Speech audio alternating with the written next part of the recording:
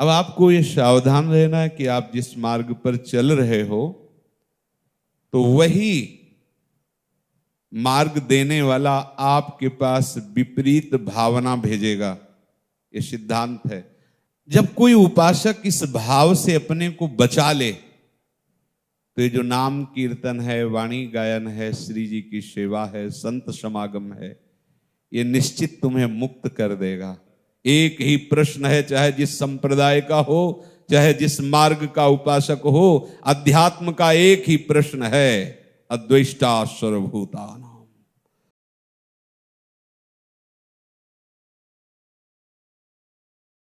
अनेक जन्मों में मायाकृत आकर्षण से भटकते भटकते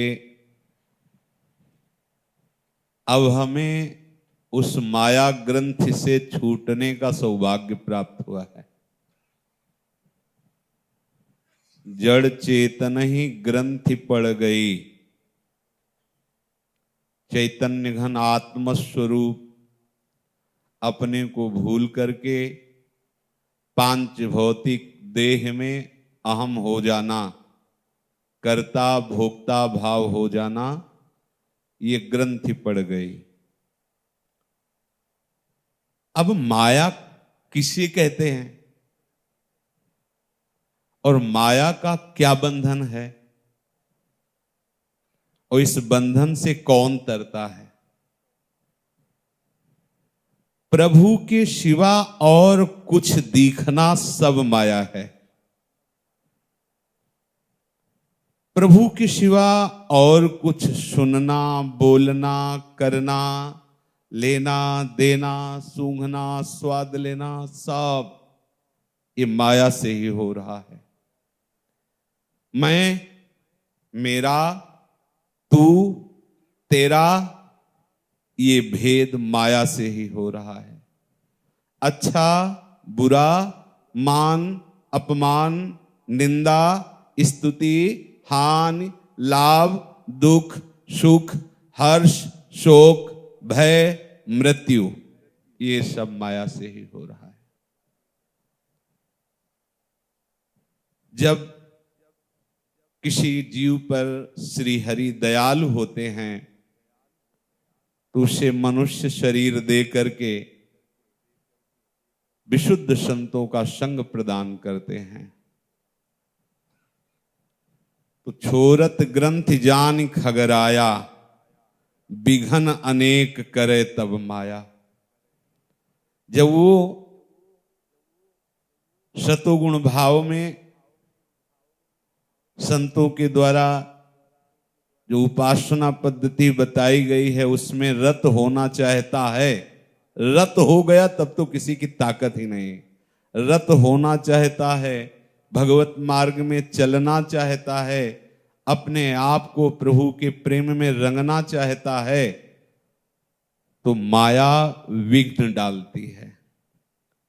जो जड़ चैतन्य का बंधन है, ये देह भाव, मैं मेरा तू तेरा, मैं करता हूं, मैंने ये किया, मैं ये करूंगा, मैंने ये भोगा, मैं भोगता हूं, मैं आगे भोगूंगा, ये सब मायाकृत वचन है, मायाकृत चेष्टा है।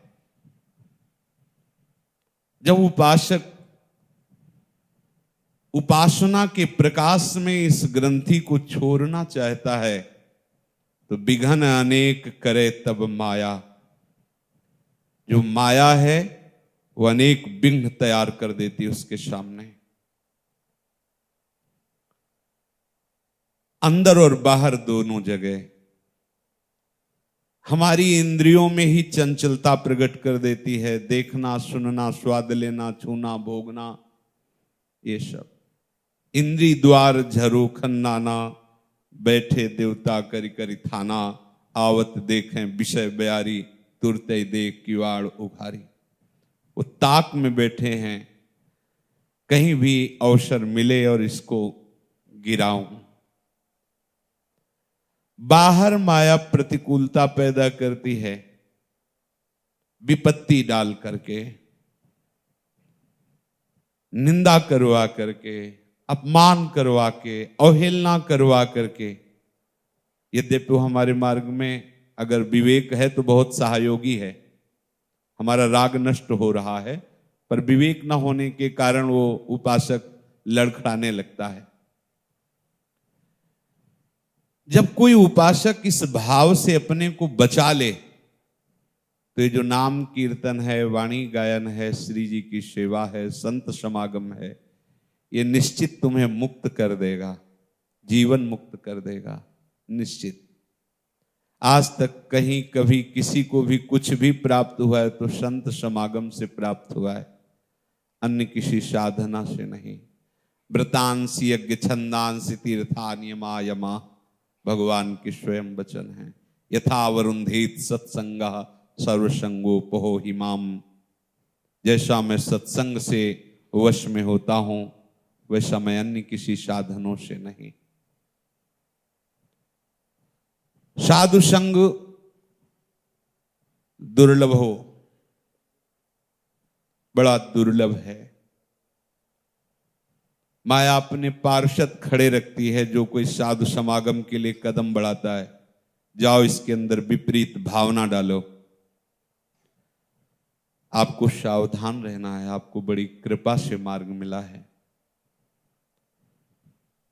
पहली बात, आपको ये सूत्र बैठा लेना है तो आप कभी फेल ही नहीं होगे, हारोगे ही नहीं। ये बहुत महिमा में सूत्र है। आचार्य हरिवंश चंद्र जी कह रहे हैं, सर्वान वस्तुतया निरीक्ष स्वाराध्य बुद्धिर्मम। सब जगह अपने आराध्य देव राधा वल्लभ लाल को देखो। जगत गुरु भगवान श्री कृष्ण कह रहे हैं, मत्ता परतरम नान्यत किंचित अस्ति धनंजय, मेरे सिवा किंचित कोई और नहीं। अब हम किसकी निंदा करें, अब हम किसकी निंदा सुने, कोई दूसरा हो तब ना। ये सुलझने का मार्ग है, उलझने का नहीं। ये सूत्र आप अपने हृदय में रखना, ये तत्काल आपको बचा लेगा, हर भगवत विरुद्ध बातों से आपको बचा लेगा। अब आपको ये सावधान रहना है कि आप जिस मार्ग पर चल रहे हो तो वही मार्ग देने वाला आपके पास विपरीत भावना भेजेगा। ये सिद्धांत है। जब वर्ष भर विद्यालय में अध्यापक के द्वारा हमें जो शिक्षा दी जाती है तो वही अध्यापक प्रश्न करके, और जब आप उत्तीर्ण हो जाते हो तो अगले क्लास में पहुंचा देता है। ऐसे ही महामहिम करुणा समुद्र प्रभु उपासक के सामने भेजते हैं। सदगुरु के द्वारा अमृतमय वचन, अमृतमयी उपासना, अमृतमयी भावना, और असत पुरुषों का वेश धारण करके वही उसके प्रति विपरीत भावना, संशय, ये प्रकट करने के लिए वही उन्हीं का विधान है। क्योंकि पहले हमने कह दिया है, सूत्र रखना, मत्ता परतरम नान्यत किंचित अस्ति धनंजय, मेरे सिवा और कोई नहीं है। अब आपको संभलना है। चाहे विद्या विनय संपन्न ब्राह्मण हो या घोर पापाचरण करने वाला चांडाल हो, गौ हो, कुत्ता हो, हाथी हो, सब में हमें अपने श्री कृष्ण को देखना है, अपने प्रभु को देखना है। यही हमारी बुद्धि का विवेक है, यही हमारी बुद्धि का प्रकाश है। देव कृपा कर बुद्धि प्रकाश। अद्वैष्टा सर्वभूतानाम, समस्त भूतों के प्रति दोष भाव रहित हो जाना, ये प्रभु की मांग है आपसे। क्योंकि प्रभु कह रहे हैं, मेरे सिवा और कोई नहीं, मैं ही मैं हूं। यही तो सवाल हल करना है। जिस स्कूल में हम पढ़ रहे हैं, हमारी पढ़ाई का यही सवाल है, प्रभु के सिवा कोई नहीं, बस यही जान जाना। ये जान गए तो आगे सब बात बन जाएगी। ये जो जन्म मृत्यु का आपको दंड मिल रहा है, ये इस सवाल के हल ना करने पर। एक ही प्रश्न है, चाहे जिस संप्रदाय का हो, चाहे जिस मार्ग का उपासक हो, अध्यात्म का एक ही प्रश्न है, अद्वैष्टा सर्वभूतानां, समस्त भूतों में दोष रहित बुद्धि होकर सर्वान वस्तुतया निरीक्ष परम स्वाराध्य बुद्धिर्मम, सब मेरे प्रभु का ही विलास हो रहा है। ऐसा अनुभव होना, ये जीवन मुक्त अवस्था है। कर्म बंधनों से मुक्त हो गया, आवागमन से मुक्त हो गया, अब आगे प्रेम भाव में अपने आराध्य देव के साथ बिलसेगा। आप ऐसी जगह जहां आपको निंदा करना या सुनना पड़े किसी और की, कदापि मत जाइए, चाहे जितना श्रेष्ठ महामहिम स्थान हो। जिनके संग से हमारा भाव बिगड़ जाए, जिनके पास बैठने से हम जो सवाल सुलझाना चाहते हैं कि सब जगह मेरा प्रभु है, आचार्य हरिवंश चंद्र जी कह रहे, ये क्रूरापि पापिनो न च सताम संभाष्य दृश्याश्चये। जो क्रूर हैं, दुष्ट हैं, पापी हैं, नीच हैं, संतों से संभाषण करने योग्य भी नहीं हैं, वो भी मेरे परम स्वाराध्य श्री राधा वल्लभ लाल हैं। हमें अपने आचार्य गुरु की बात अपने हृदय में बैठालनी है। सर्वत्र भगवत बुद्धि करके उदासीन अति रही गोसाई। उदासीन, न किसी से मित्रता, न किसी से शत्रुता। हम कहीं भगवत भाव से जा रहे हैं, कहीं भी महामहिम स्थान है, और वहां जागने पर वृंदावन वासियों की, वैष्णवों की, संतों की, गुरुजनों की, मार्ग की निंदा सुनने को मिले तो हमें नहीं जाना चाहिए। एकांत भले यमुना के पावन पुलिन पर एकांत बैठकर राधा राधा रटोगे तो वहीं चले आएंगे जहां जाना चाहते हो, वहीं चले आएंगे स्वयं। वो बहुत करुणामय और सच्चिदानंदमय है। ऐसे करुणामय है कि यदि भाव से एक बार पुकार लो तो पीछा नहीं छोड़ते। एक बार जिन नाम लिए हित सो होए अति दीन, ताको संग न छाड़ही ध्रुव अपनो कर लीन। वो ऐसे प्रेमी हैं, पर उनसे प्रेम करने के लिए उनकी आज्ञा पालन करना पड़ेगा। उनकी आज्ञा है अद्वेष्टा सर्वभूतानाम। कहीं भी कोई भी संबंधी हमारा, और रिश्तेदार, नातेदार, मित्र, कहीं वो भगवत लाड़िलों का दोष दर्शन करने वाला, उनकी निंदा करने वाला, भजन मार्ग की प्रति नास्तिकता का भाव रखने वाला, तो हम मन से उसको भी प्रणाम करें, क्योंकि मेरे प्रभु उसके रूप में भी हैं। हम वो चूक ना करें जो उधर से हो रही, पर हम ना उससे द्वेष करेंगे, ना उससे राग करेंगे, हम उदासीन हो जाएंगे। मतलब ही नहीं, उदासीन को मतलब ही नहीं। अगर हम ये चतुराई नहीं रखेंगे तो बहुत प्रयासरत होकर जिस मार्ग में आप हृदय को पवित्र कर पा रहे हो, वो बिना प्रयास के अपवित्र हो जाएगा। भक्तन निंदा अति बुरी भूल करो, जिन कोय किए सुकृत बहु जन्म के क्षण में डारे खोए। क्षण में, इसलिए साधु अवज्ञा तुरत भवानी, कर कल्याण अखिल की हानि। अखिल कल्याण का नाश हो जाएगा। हमें क्या, हमारे प्रभु ही तमोगुणी, रजोगुणी, सतोगुणी लीला कर रहे हैं। हमें किसी की निंदा नहीं करनी। जो बहुत सुकृत, बहुत महिमा में, उसमें भी जो पावर, वही बिजली, वही, दूसरी नहीं, वही है। बहु नाम जन्मनावंते ज्ञानवान माम प्रपद्यते, वासुदेवा सर्वमिति समात्मा सुदुर्लभा। कहीं भी जाओ, कहीं भी इस बात से सावधान रहना, माया अपना रंग आपके ऊपर फेंकेगी, आपको बचा के निकल जाना है। लड़ना नहीं, जवाब नहीं देना। अगर लड़े या जवाब दिए तो भी आप उसके रंग में आ गए।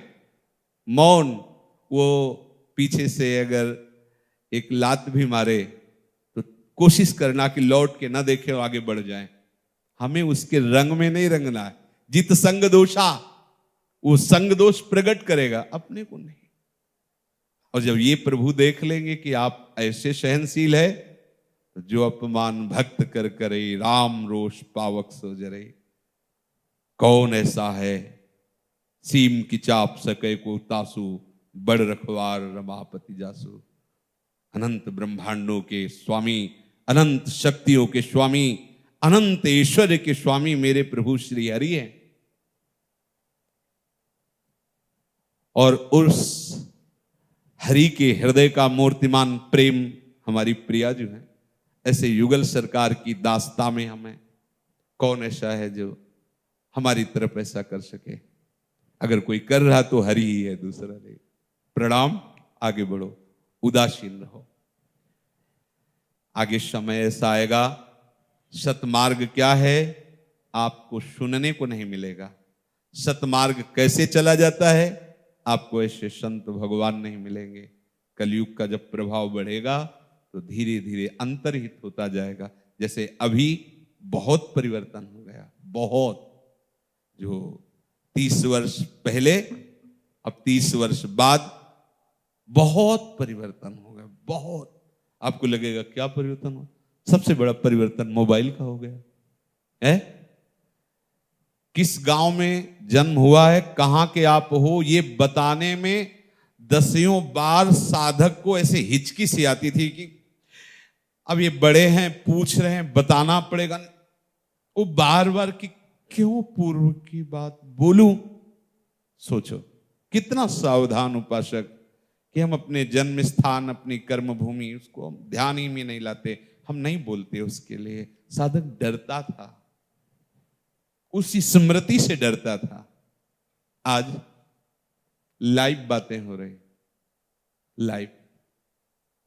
मम्मी, बुआ, फूफा, अब बैठे करें क्या? भजन में तो चित्त लगता नहीं। तो पहले था कभी भजन से समय निकाला तो साधु महात्माओं के पास बैठकर अपने आराध्य देव के अनुकूल भाव बढ़े, ऐसा सत्संग कर। अब समय बचा, जो नियम दिनचर्या, वो गेम मोबाइल में। कितना सबके पास मोबाइल, मतलब सब संसार का स्वरूप प्रकाशित करने का इसमें दम है, सब संसार का। जो चाहो घर बैठे देखो, जो चाहो। कितना परिवर्तन हो गया। हमको सावधान रहना है। हर वस्तु गुण और दोष से युक्त बनी इस संसार में। अगर आप साधुता के मार्ग में हो और ऐसी आवश्यकताएं हैं कुछ, तो संत हंस गुण गाहे पे परिहरिवार विकार, उसमें गुण भी है। आप अकेले रहते हो, आपके पास मोबाइल है, आपको अचानक कोई परेशानी हो गई, आप तत्काल किसी अपने परिकर को फोन कर सकते हो। कोई भी घटना है, आप सूचना दे सकते हो। संत महात्माओं की वाणी, संत महात्माओं के द्वारा गाए हुए भगवत चरित्र आप इससे सुन सकते हो। बड़ा मंगलमय है। अपने आराध्य देव की बार बार छवि देख सकते हो।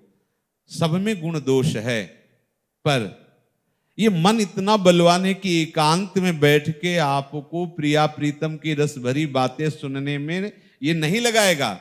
एकांत में जिससे आपका परमार्थ बिगड़े, वही चेष्टा कराने की ये पूरी की पूरी चाल चलेगा। आपको सावधान रहना है। यही भगवान का विचित्र माया स्वरूप है कि वो कहीं ना कहीं हमारे सामने ऐसा प्रश्न आ जाता है कि निकल पाना बड़ा कठिन होता है।